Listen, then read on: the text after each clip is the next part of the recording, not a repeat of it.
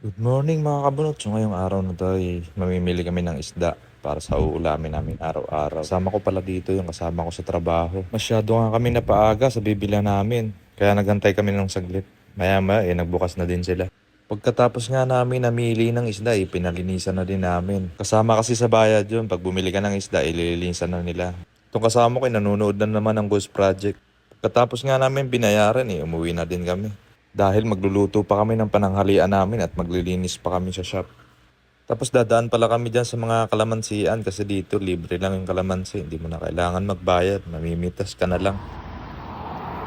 Damihan mo! Para may stock tayo doon. Oh, dami niyan guys oh. Kinukuha lang yan dito, libre. Walang bayad. Grabe mga kalamansi dito.